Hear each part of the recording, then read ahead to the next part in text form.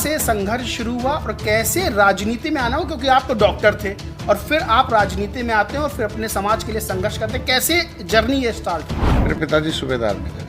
हम लोग 5 किलोमीटर पैदल जाके पहले शिक्षा लेते थे। दून कॉलेज में भी था, क्योंकि लड़ाई की वजह से उस समय पिताजी को गांव छोड़ना पड़ा हमें। विपक्ष के दबाव में जातिगत जनगणना हुई और जातिगत जनगणना पे आपका स्वयं का क्या कहना है, क्या सोच है कि इससे न्याय मिल पाएगा उन जातियों को? ये सब बेईमान लोग हैं जो बयानबाजी कर रहे हैं। 1931 में जनगणना हुई, 41 में हुई, 51 में कौन बंद किया? इन्हीं के कांग्रेस ने बंद किया ना। विपक्ष के कहने पर कोई काम होता है क्या देश में? अब तक कांग्रेस ने कुछ किया था क्या? आज के दिन में मेरा एक भाई मारा गया, जब गोली से सपा ने मरवा, तो मेरा भाई मारा गया, एक बेटा उसका था। तो आज के दिन में हमारे मन में आया, मैंने कहा बच्चों अपने बेटे को कफन बांधवाओ। नमस्कार दोस्तों, स्वागत है आपका टीवी 24 नेटवर्क में और मैं हूं अजय सिन्हा। आज हमारे पॉडकास्ट में खास मेहमान मौजूद हैं। उत्तर प्रदेश में कैबिनेट मंत्री और निषाद पार्टी के राष्ट्रीय अध्यक्ष संजय निषाद जी। आपको पता होगा कि उत्तर प्रदेश में योगी सरकार के बहुत मजबूत धड़े माने जाते हैं, यानी कि एक पिलर माना जाता है। और उत्तर प्रदेश में अगर निषाद राजनीति की बात होती है तो सबसे बड़ा चेहरा डॉक्टर संजय निषाद का सामने आता है। डॉक्टर संजय निषाद जी, बहुत बहुत स्वागत है आपका। बहुत बहुत बधाई आपके चैनल श्रोताओं को, आपकी टीम को भी। डॉक्टर साहब, उत्तर प्रदेश सबसे बड़ा राज्य है राजनीति के परिप्रेक्ष्य से भी, और अगर जनसंख्या की बात करें, वोटर्स की बात करें, तो उत्तर प्रदेश की राजनीति अपने आप में बहुत खास हो जाती है। उत्तर प्रदेश से कहा जाता है कि जो अपना बहुमत साबित कर लेता है, जो अपनी पकड़ राजनीति पे मजबूत कर लेता है, राज्य से लेकर केंद्र तक उसकी तूती बोलती है। आपकी अगर बात करें तो उत्तर प्रदेश में इस वक्त राजनीति में आपका अच्छा खासा कद है। आप उत्तर प्रदेश के बड़े नेताओं से, दिल्ली में बैठे हुए बड़े नेताओं से आराम से मुलाकात कर लेते हैं। आपको राजनीति में हर कोई जानता है, लेकिन अगर बात करें आपके शुरुआती चैप्टर की, यानी कि ये सब जानते हैं कि डॉक्टर संजय निषाद निषाद पार्टी के अध्यक्ष हैं, डॉक्टर संजय निषाद कैबिनेट मंत्री हैं, लेकिन कहाँ से संघर्ष शुरू हुआ और कैसे राजनीति में आना हो, क्योंकि आप तो डॉक्टर थे और फिर आप राजनीति में आते हैं और फिर अपने समाज के लिए संघर्ष करते हैं, कैसे जर्नी ये स्टार्ट हुई? देखिए, ये भारत गांवों का देश है और ये नदियों जंगलों का देश है। और हमारे जैसे जो मछुआ समुदाय में पैदा होने वाले, मैं एक जंगल के किनारे, एक ताल के किनारे, एक नदी के किनारे बीच में मेरा जन्म है। मेरे पिताजी सूबेदार मेजर हैं। हम लोग 5 किलोमीटर पैदल जाके पहले शिक्षा लेते थे। मैं दून कॉलेज में भी था, क्योंकि लड़ाई की वजह से उस समय पिताजी को गाँव छोड़ना पड़ा हमें। लेकिन हम लोगों ने शिक्षा को हमारे घर में माता जी से लेकर बाबा के समय से हम लोग शिक्षा को बड़ा महत्व दिए। पिताजी का नाम ही विजय कुमार था। ऐसे ही नाम से पता चल सकता कि उस समय में कितना शिक्षित रहे होंगे। शिक्षा वो शेरनी की दूध है जो पीता हो करता है। मैंने किताब लिखना शुरू किया, जब 14 किताबें लिखी मैंने। तो जो किताब जब लिखेंगे तो लाइब्रेरी बनानी पड़ेगी। जब लाइब्रेरी बनेगी तो निश्चित रूप से आपको पढ़ना पड़ेगा। जब पढ़ेंगे तो इंस्पायर्ड होंगे, एक्टिवेट होंगे, मोटिवेट होंगे, गुस्सा लगेगा, दुश्मन कौन है, दोस्त कौन है, पहचान होगी, इतिहास में क्या रहे, प्रेरित होंगे, तो निश्चित रूप से आप सोच बदलेगी। मैं डॉक्टर था पेशे से, और पेशे से डॉक्टर होने के नाते मेरे पास, पहले डॉक्टर के पास तो उसके नात रिश्तेदारी आते हैं, फिर उसकी बिरादरी आती है, फिर तब दूसरे लोग भी आते हैं। तो फिर मैं 23 साल में तो पेशे से डॉक्टर था। लेकिन मैं जिस पैथी का डॉक्टर था उस पैथी की बड़ी लंबा इतिहास है, लड़ाई उसमें नहीं जाऊँगा। लेकिन संघर्ष रहा 1953 में, जब कांग्रेस की सरकार थी, तो उसने चीफ सेक्रेटरी ने एक बड़ा आंदोलन किया था। एक डॉक्टर साहब थे कि जब सब पैथी की मान्यता है तो इस जो पौधों पर आधारित पैथी है, जो अमृत है, उस पर मान्यता क्यों नहीं है? तो उन लोगों ने कहा कि नहीं, आप पब्लिकली मान्यता लीजिए, फिर कानूनी मान्यता मिल जाएगा। अब पब्लिकली मान्यता मिल गई तो अब सरकार हुई है ना कि राजनीति झूठ बोलने का एक अड्डा बना दिया लोगों ने। और लगा कि जब लंबा संघर्ष हुआ तो बताइए, इस तरह की तो पौधे के अर्घ देते रोगी तुरंत ठीक हो जाता है।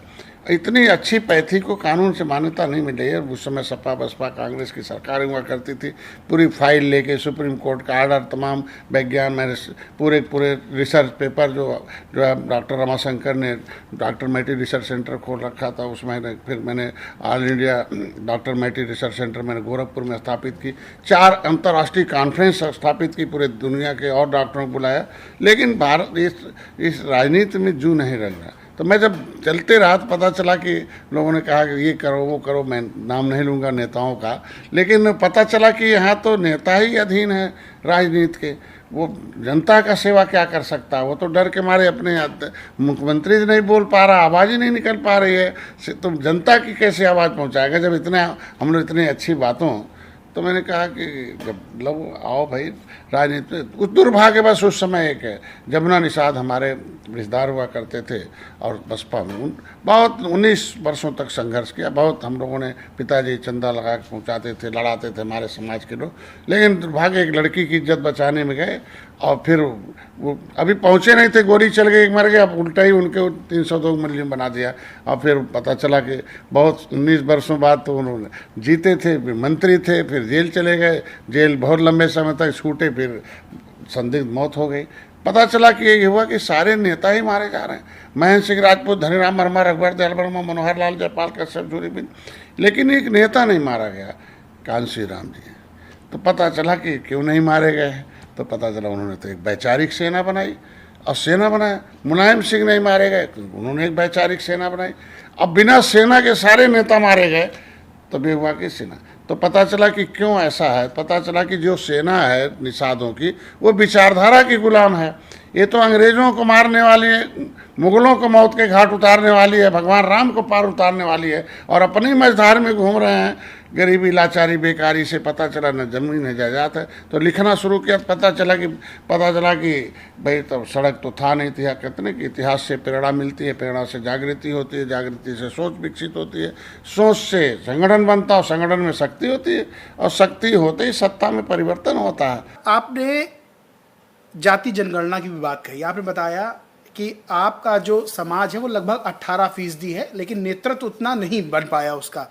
जातिगत जनगणना को लेकर इस वक्त उत्तर प्रदेश की राजनीति और पूरे देश की राजनीति गरमाई हुई है। विपक्ष इसे अपना मुद्दा बता रहा है और राहुल गांधी इस बात को पहले भी कह चुके हैं कि मैं सरकार से मनवा लूंगा, क्योंकि बीजेपी के अगर नेताओं की बात करें, बड़े नेताओं की बात, तो कहीं ना कहीं जातिगत जनगणना की जो बात थी उस पर ना नुकुर करते हुए भी नजर आए। तो क्या इसको मानते हैं कि अब विपक्ष के दबाव में जातिगत जनगणना रही, और जातिगत जनगणना पे आपका स्वयं का क्या कहना है, क्या सोच है कि इससे न्याय मिल पाएगा उन जातियों को? ये सब बेईमान लोग हैं जो बयानबाजी कर रहे हैं। 1931 में जनगणना हुई, 41 में हुई, 51 में कौन बंद किया? इन्हीं के कांग्रेस ने बंद किया ना। क्यों बंद किया जनगणना? जातिगत जनगणना तो होती रही अनुसूचित जाति की, पिछड़े का नहीं होती थी, सामान्य का नहीं होती थी, और अल्पसंख्यक का नहीं होता था। पिछड़े का आज भी होता है, हम 77 लाख थे, इन्होंने 7,000 कर दिया।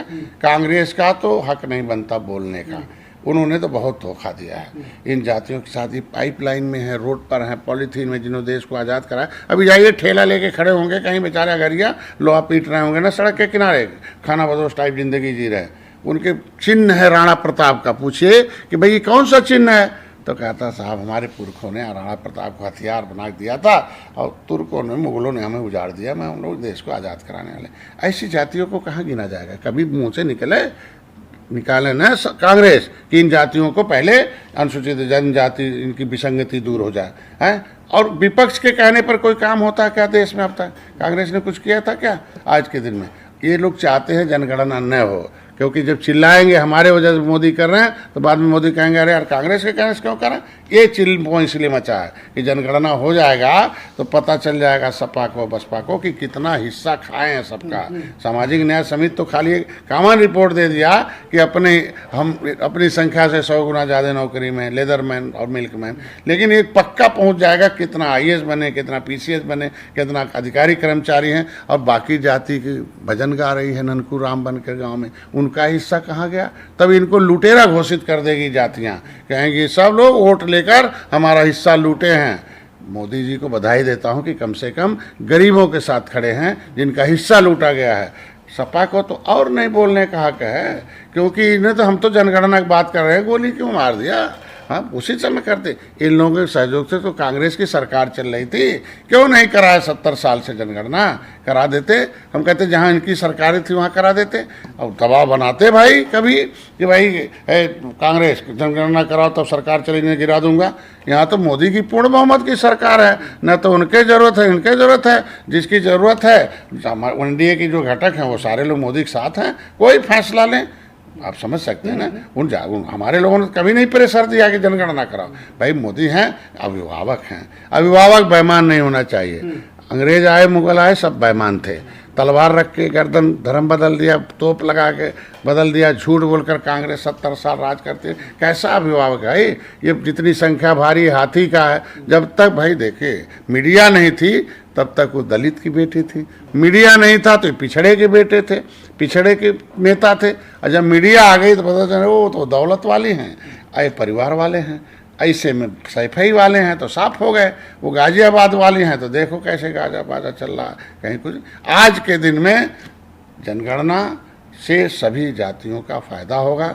हम चाहेंगे कि बड़ी जाति के लोगों ने, जब संविधान सभा बन रहा था, उन्होंने कहा कि भाई हम आरक्षण के पक्षधर हैं, गरीबों के बच्चों को शिक्षा, स्वास्थ्य, रोजगार मिलना चाहिए, अनुसूचित जात वे सबको मिलना चाहिए, हम टैक्स देंगे। तो इस समय भी बड़े लोग क्या अनुसूचित जात की सूची में हम सूचीबद्ध हैं, तो हमारा हिस्सा तो पंडित जी नहीं खा रहे हैं, ठाकुर साहब कौन खा रहा है? ये लोग खा रहे हैं ना। पिछड़ों के नाम पर वोट लिया, दलितों के नाम पर वोट लिया। हम तो आज के दिन में जनगणना विपक्ष के लोग चिल्ल इसलिए मचा रहे हैं कि इनकी आवाज़, जब जो जातीय सामाजिक न्याय समिति की रिपोर्ट के अनुसार कहीं अरे यार तो साइकिल आता है तो खाली सैफई चिंता है, हाथी आती है तो खाली वो जो गाजियाबाद चिंता है, वो खाली जो है अमर सिंह एंड कंपनी है, सतीश मिश्रा एंड कंपनी, बाकी जातियाँ तो ऐसे घूमती रहती हैं।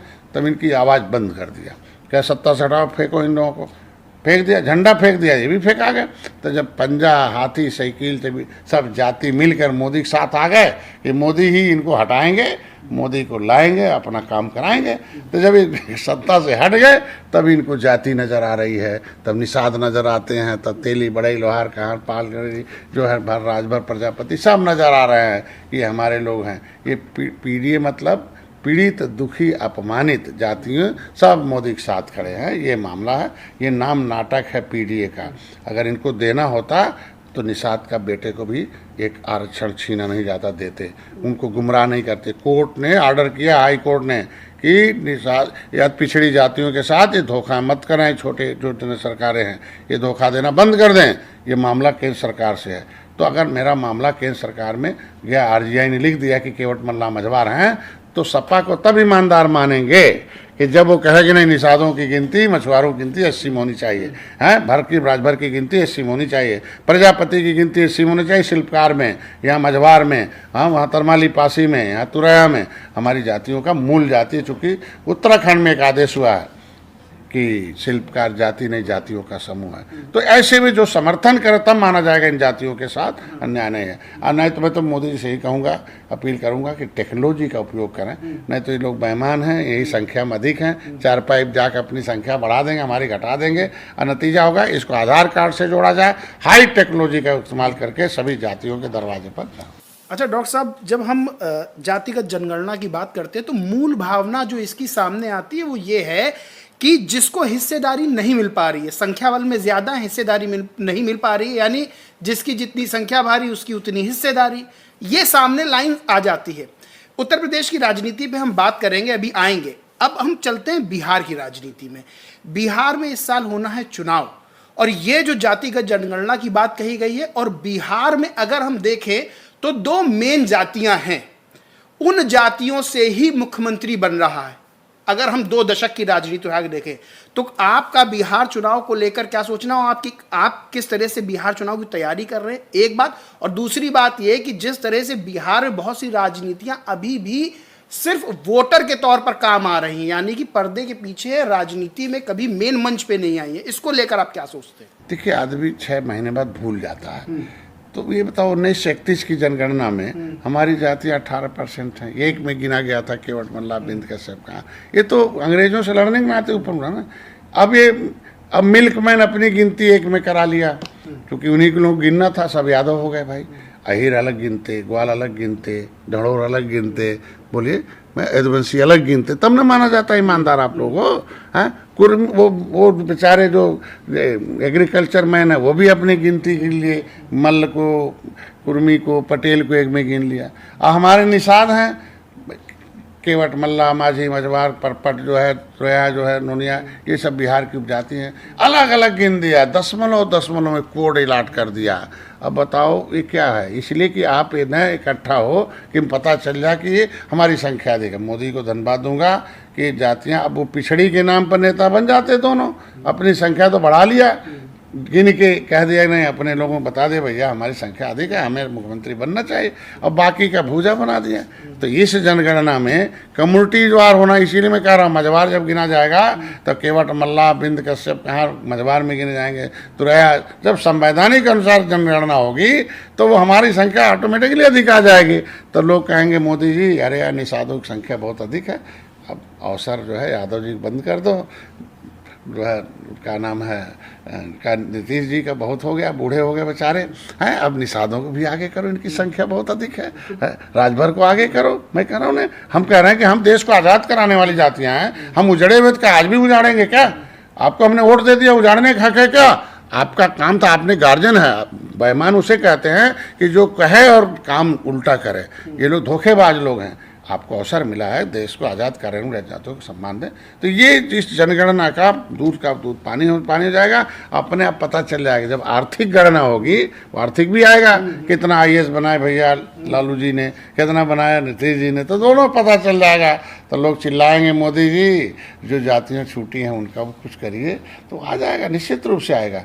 आज के दिन में मोदी जी समय पर, परिस्थिति पर अच्छे हैं, देश के अभिभावक के रूप में हैं।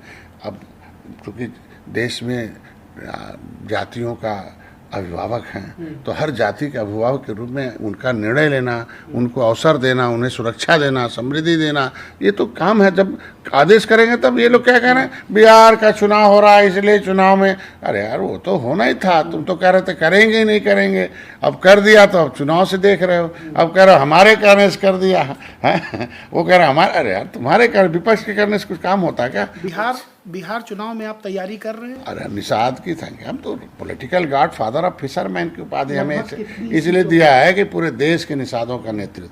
अब कितना बेईमानी है कि देश आज़ाद हुआ तो बंगाल अलग था, तो बंगाल एक प्रांत बना, तो बंगाल में एक अनुसूचित जाति की सूची बनी गई संविधान में, कुछ ही दिन बाद बिहार अलग हो गया।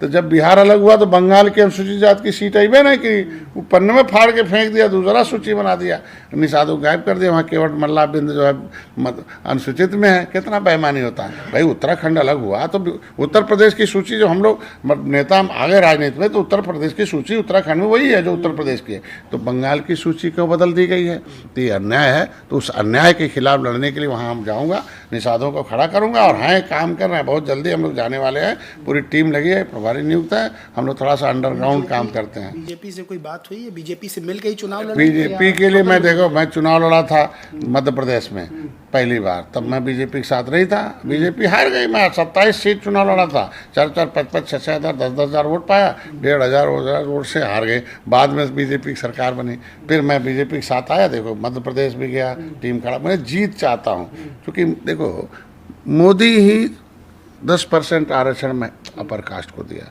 मोदी ही महिलाओं को आरक्षण दिया, तो मोदी निषादों का भी भला करेंगे।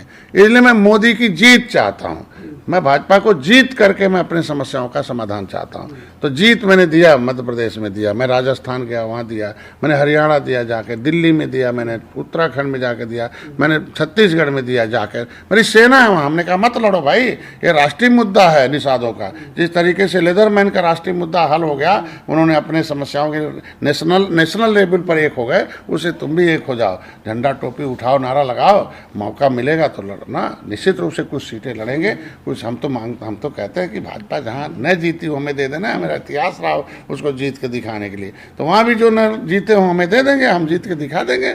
हमें तो जीत में बदलने वाले नेता। बिल्कुल ठीक। आपका कहना है कि हम प्रधानमंत्री नरेंद्र मोदी और बीजेपी को जीत दिलाना चाहते हैं, भले बीजेपी का सारथी बन के हमको जीत दिलानी पड़े।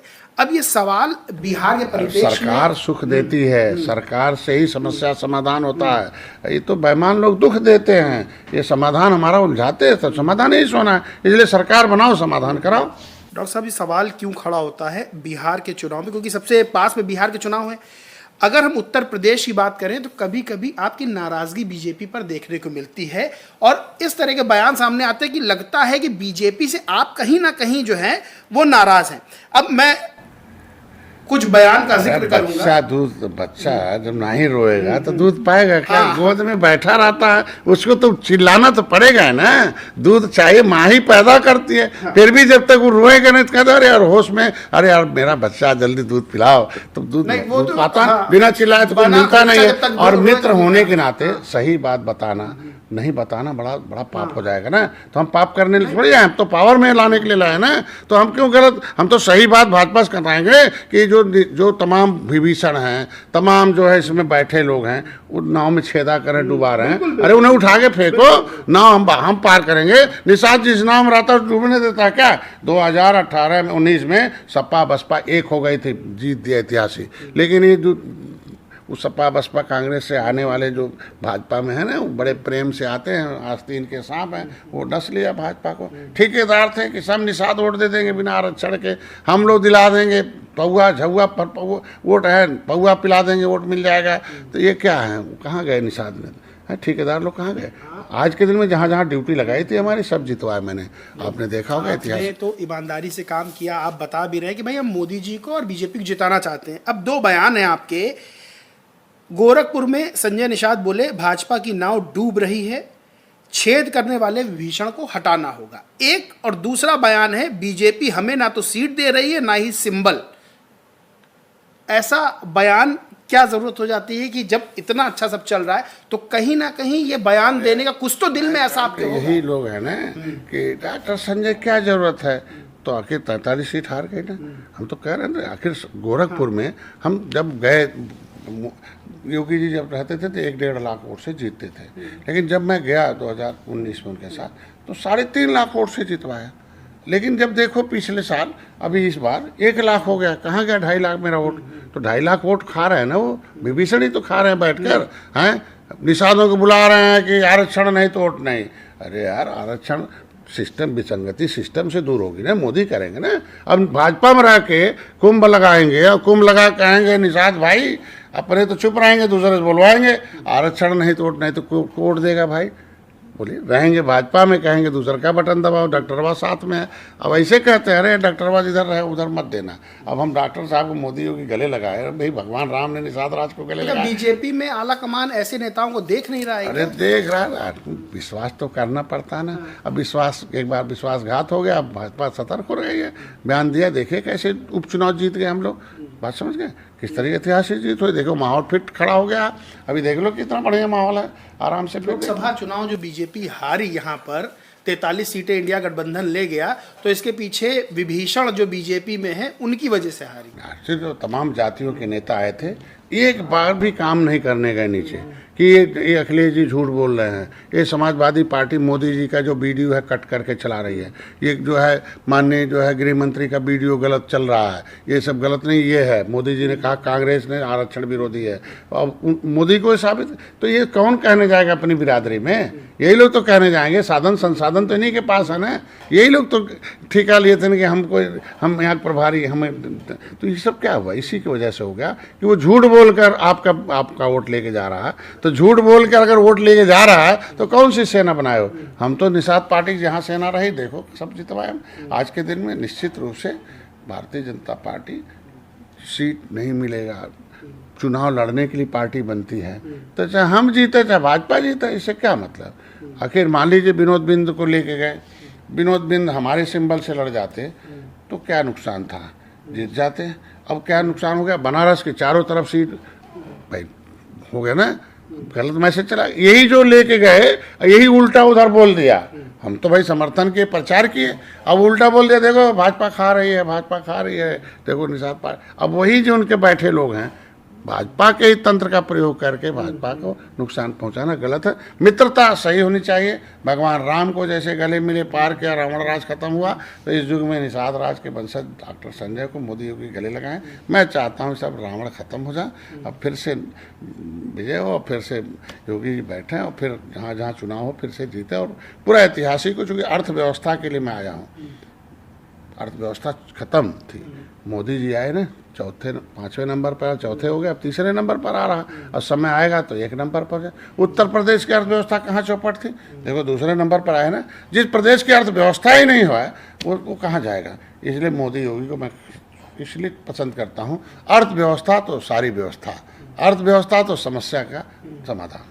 डॉक्टर साहब 2 सवाल और हैं हमारे, बहुत खास बहुत महत्वपूर्ण सवाल है। एक कि बीजेपी की तरफ से परिवारवाद का मुद्दा उठाया जाता है और विपक्ष में, चाहे समाजवादी पार्टी हो, चाहे कांग्रेस हो, चाहे तमाम तरह के विपक्षी दल हो, एक आरोप लगता है कि परिवारवाद को बढ़ावा देते हैं और परिवारवाद के ही तहत जो है टिकट बंटते हैं, उनके परिवार के लड़ते हैं। यही विपक्ष आरोप जब लगाता है तो बीजेपी के कुछ नेताओं पर लगाता है, आपके ऊपर हो, चाहे वो ओपी राजभर हो, इन पर भी लगाया जाता है कि भाई ये भी तो परिवारवाद की जो बीजेपी बात करती है उसका हिस्सा ये भी है। देखो, उनके बीजेपी एक राष्ट्रवाद के मुद्दे, हिंदुत्व के मुद्दे, और हम लोग ये जो वंचित शोषित समुदाय है, जो भगवान राम को पार उतारी हो, मुगलों मौत के घाट उतारी हो, तो रावण को मारने के लिए राम अकेले गए थे कि परिवार सहित गए थे? तो जब परिवार सहित गए थे तभी तो रावण मरा था। तो हम परिवार साथ नहीं रहेंगे तो ये रावण खत्म होंगे। तो इसलिए पूरे परिवार के लोग हैं। मेरा एक भाई मारा गया जब गोली से, सपा ने मरवा, तो मेरा भाई मारा गया, एक बेटा उसका था। तो आज के दिन में हमारे मन में आया, मैंने कहा बच्चों अपने बेटे को कफन बांधवाओ, तैयार हो? कहना हाँ तैयार है। तो हम अपने बेटों को कफन बांध कर उतारा हूँ। आंदोलन में सबसे आगे रहते मेरे बच्चे, आंदोलन वाले, कफन बांध कर निकलने वाला परिवार है अपने समाज के लिए। हम लोग आंदोलन वाले नेता हैं। यही आरक्षण का मुद्दा है ना, अगर देखो कहीं अगर ये विभीषण चौपट किए तो देखना प्रदेश भर में कैसे निषाद आते हैं, हमारे बच्चे सबसे पहले आगे रहेंगे। हम लोग इस समाज के लिए पूरी ज़िंदगी कुर्बानी किया, जमानी पूरा दे दिया, पूरा हम लोग डिवोटेड है, हम लोग संकल्पित लोग हैं, समर्पित लोग। हम डरने वरने वाले नहीं। 6 घंटा गोली चलवाए थे, 60 गाड़ी फुकवा दिया था, फिर भी हम लोग नहीं है, जेल भेजवा दिया 37 लोगों, इतनी पिटाई किया था जाति के नाम पर। तो हमारा परिवार संघर्षों का परिवार है, कफन बांध कर लेके चलने वाला परिवार है। और हम अपने परिवार को एक आइकॉन बनाना चाहते हैं। अगर हम अपने परिवार से, हमारे बेटे बेकार रहेंगे और इनसे कहूँगा आपका बेटा बन जाएगा, तो कैसे विश्वास करेंगे? पहले हम अपने बेटे को और दूसरी बात, वकील चाहिए जो होशियार हो। हमारे लोगों को लड़ा बर्बाद कर दिया। निषाद लड़ना और जीतना, और जीत कर जाके वकालत करना, दोनों में अंतर है। अब गए हैं ना, देखो हमने, भाई देखो मेरा बेटा एक है सांसद, एक बेटा विधायक, एक तो ठीक है नहीं हार पाया, 2 लेके आया, क्या नाम है, विनोद बिंद को सपा में थे, वो टिकट नहीं दे रही थी, मैं जितवाया ना, पैसा भी दिलवाया है, अपने लोगों से लड़वाया भी। दिवाली साइकिल छपा था, तो जब जाते थे प्रचार करने, हाँ जान के लिए साइकिल, अरे कहाँ साइकिल है ना, ही भोजन भरी थाली है। कहना वो का बदल देला का पार्टी है, कहना टिकट वे नहीं दिला। ओहो, तब औरतें 100 गाली देती थी सपा को, कहती टिकट वे नहीं दिला, तुम्हें 10 साल घुमाऊला समाजवादी पार्टी वाला के दिला। कहाँ डॉक्टर साहब वो तो बेटा हमारे है, और वो तो चली गई ना, अब तो हर जीवन बन जाएगा। तो उस तरह से निषादों ने उन्हें बटन दिया। यही पीयूष रंजन को भाजपा टिकट नहीं दे रही थी, मैं अपने टिकट हमें मिला था 12, मैंने उसका पैसा खर्च करा दिया, पूरा महीना दिन प्रचार किया। अब मैं जब ये हुआ कि नहीं इनको टिकट नहीं मिल रहा, तो हमने कहा अच्छा नहीं लगा, हमें लाओ भैया, मैं निषाद राज का किला है वहाँ एक वंशज को जिताना जरूरी है। तो मैंने उसका वापस कर दिया, जो पैसा खर्च किया था मैंने पैसा वापस किया उसके अकाउंट में, जो पूछेगा। अब मैंने अपने कोटे से इनको लेकर जो है पीयूष रंजन निषाद को विधायक, अब पेपर छपिए, तो अगर वो क्या हो, मेरे बेटे हैं ना, तो वो तो विरोधी ऐसे ही कहेगा, वो नहीं दिखाई देते हैं कि जो बेचारे जिनको ठोकर मार कर हटा दिया था, मैंने उन्हें स्वीकार किया और जितवाया। तो ये संघर्षों का परिवार है। अब देखो, जब प्रवीण जी थे तो सदन में मझवार के आरक्षण हमेशा उठाते थे कि हमारी एक रूपता होनी चाहिए, देश के मझवार, ये उजड़े योगी आदित्यनाथ हमारी आवाज़ उठाते थे। योगी आदित्यनाथ की सीट पर जीतने का मतलब हुआ योगी आदित्यनाथ के एक पहले हमारे पुजारी मठ थे और एक वंशज मत्स्यनाथ का जीत गया। तो जो आवाज़ हमारे लिए योगी जी थे वही आवाज़ हमारे लिए प्रवीण जी बने। तो हमारे लिए तो हमारे समाज की तो आवाज़ थे। और आज देखो विनोद बिंद जी गए तो क्या बोल रहे थे, आरक्षण की तो आवाज़ बंद हो गई ना, अब तो भाजपा जो कहेगी वही बोलेंगे। अब प्रवीण जी तो गए तो हमारे कहने से बोलते ना, तो अब आवाज़ तो बंद हो गई ना। सदन में आवाज़ बनती तो चलता है ना। आज के दिन में वो क्या बोल रहे थे, नाली हमारे यहाँ खड़ंजा नहीं है, हमारे यहाँ विकास है। तो समाज इसके लिए थोड़ी भेजा है, ये सामाजिक नेता लोग हैं। ये जब आवाज़ उठेगी कि बिंदों का कि बिंद जो है केवट थे 1961 में, 1961 में केवट थे, तब केवट थे तो मझवार थे, अनुसूचित जात के हकदार थे, और लोगों ने उन्हें बिंद बना दिया। अब बिंद को अलग करेंगे तब तो वो अपने हकदार से अलग हो जाएंगे ना। जब वो केवट रहेंगे तभी मझवार बन पाएंगे। तो बिंद से केवट बनना पड़ेगा कागज़ के अनुसार, और केवट से मझवार बनना पड़ेगा तो अनुसूचित होंगे, नहीं तो ऐसे बाहर घूमेंगे। भाई किसके किसके पास पैसा, जब भूमि नहीं ना 70%, 80% निषादों पास जमीन नहीं है, ऐसे लोग बच्चे कहाँ भीख मांगेंगे। तो इसलिए हमारे ऊपर जो परिवारवाद का लेबल है गलत है। हम लोग संघर्षों के परिवार के लिए, हम लोग लड़ाई लड़ने के लिए कफन बांध कर निकलने वाले हैं। और वो जो आप जिस सैफई की बात करते हैं, वो लोग परिवार मलाई खाने वाले लोग हैं।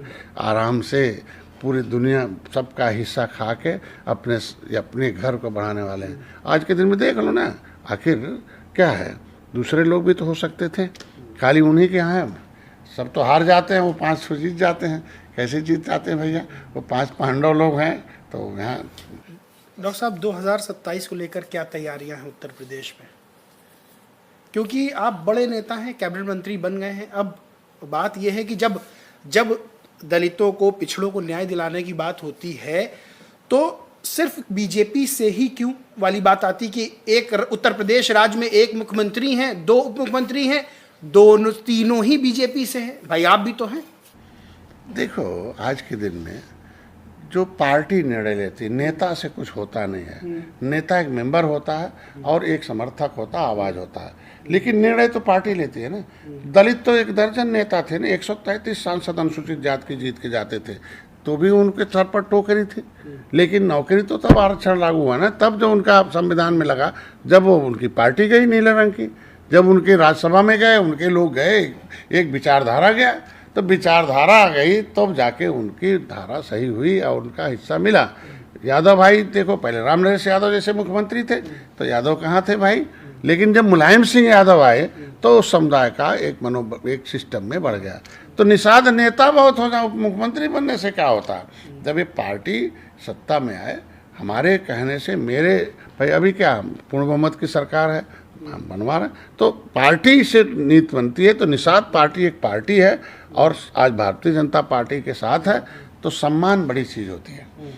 सम्मान पैसे से बड़ा चीज़ होता है। तो आज जो सम्मान निषादों को है वो मोदी के साथ है। तो हमारे साथ बात करने के लिए बहुत बहुत शुक्रिया डॉक्टर साहब।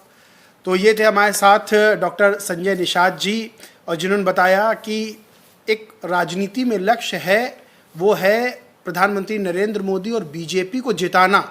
सारथी बन के बीजेपी के ये काम कर रहे हैं उत्तर प्रदेश के बाहर।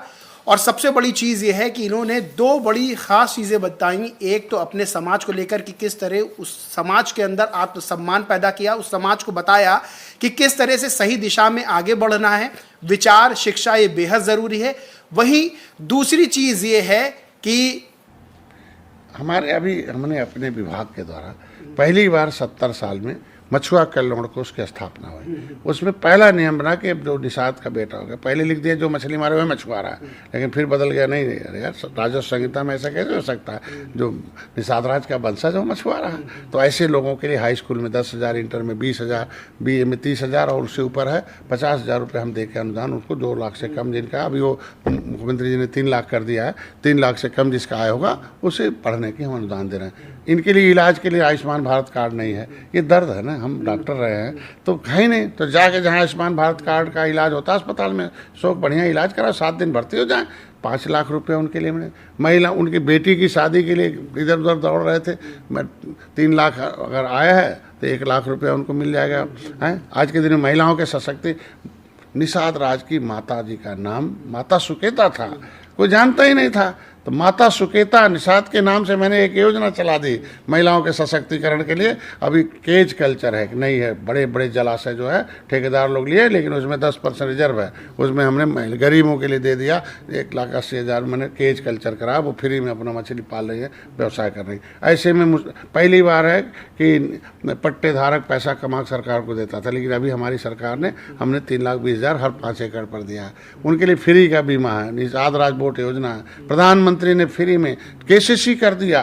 जाइए 5 लाख का 3 लाख दे दीजिए बिना आधार कार्ड पर, केवल आधार कार्ड के आधार पर 3 लाख रुपया 4% ब्याज पर है। तो इनके लिए बीमा फ्री का है। प्रधानमंत्री मत्स्य संपदा में ये बेईमान लोग 67 साल में केवल 3,000 करोड़ रुपया दिया था, लेकिन मोदी जी ने 6.5 साल में 41,500 करोड़ रुपया दिया।